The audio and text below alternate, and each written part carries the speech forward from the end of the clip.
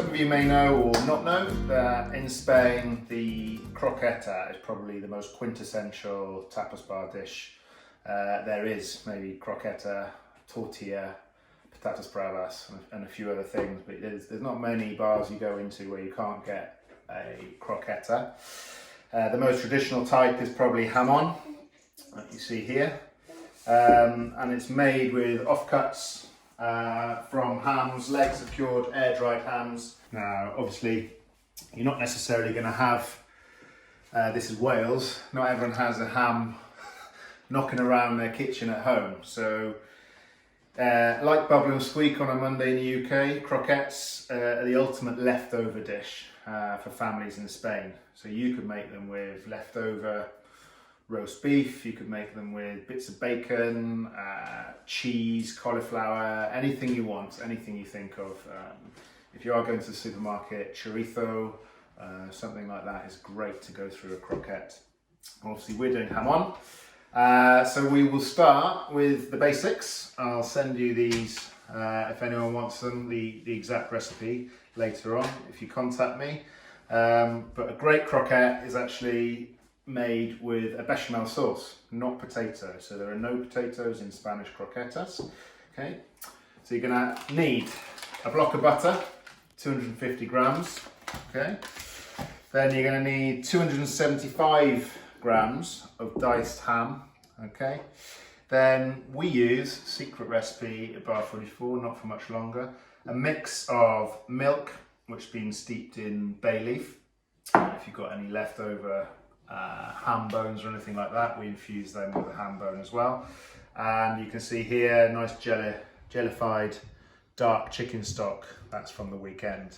If you don't have a homemade stock, you can just use a stock pot and dilute it with water. It's not a problem, because this is going to give you all your flavour. You're going to also need flour, secret little grating of nutmeg, and then that's to make your croquette dough or croquette mix, which we then put in the fridge, chill, and then you're going to need eggs, more flour and breadcrumbs. Just going to grab myself some Fino. This is quite a big bottle. Thank you very much to Pepper who sent it to me, a Magnum. So you can't really cook well at home without drinking. I'm drinking a beautiful Fino, which goes perfectly with the croquetas. Okay, and it's Friday, so it's Fino Friday, so everyone should be having a glass. So we're just going to dice up the rest of the ham. I've done most of it earlier. Get that in. So we're going to then get it all in a good sized pot. Okay, get that going, get the fat melting down. Okay, and these little flecks are going to go right through your set bechamel. Whilst that's going on, you can just dice up your butter however you like. You want to give this a good bit of time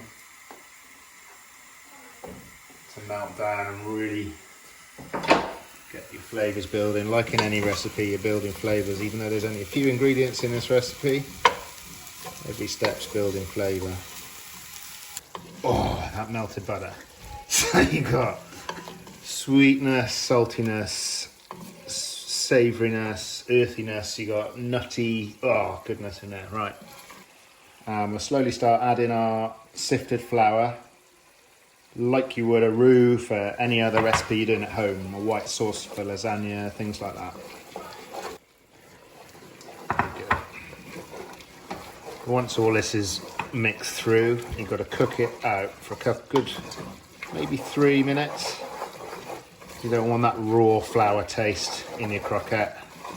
Now, cook that roux out, looking amazing, smelling amazing. You can start adding the hot stock and milk a bit at a time. I haven't got a ladle, so excuse any spillages.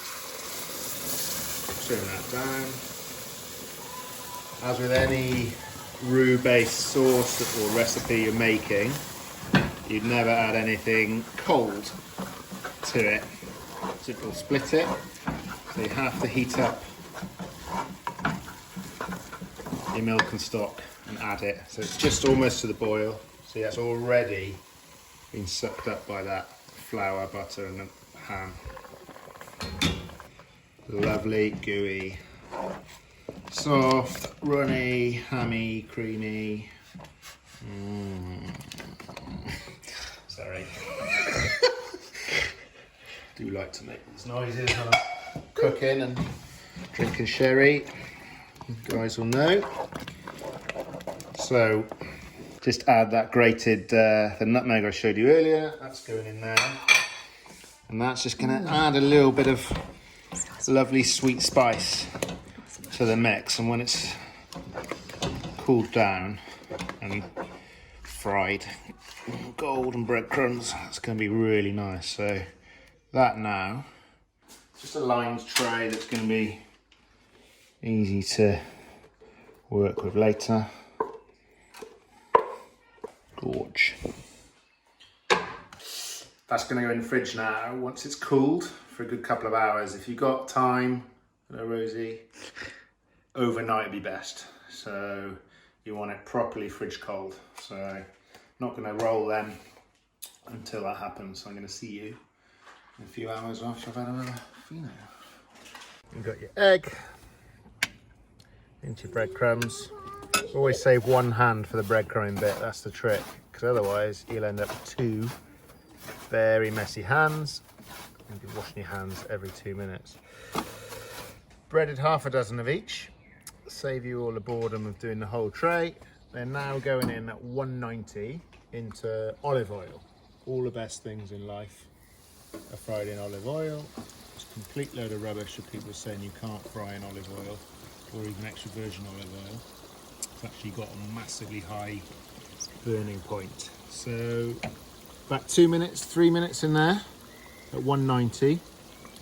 2 minutes later, wow, hear that? Crispy crunch. You got these,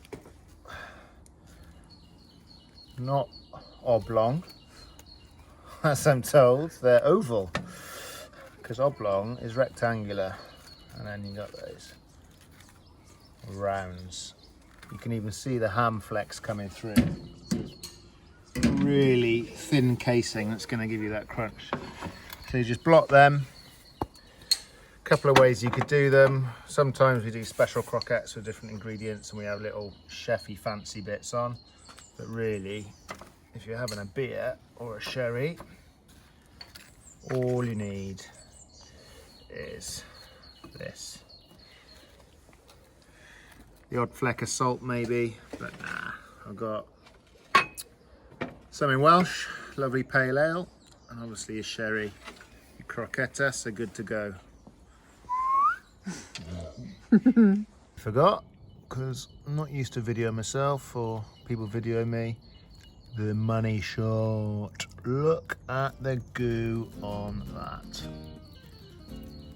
Yum.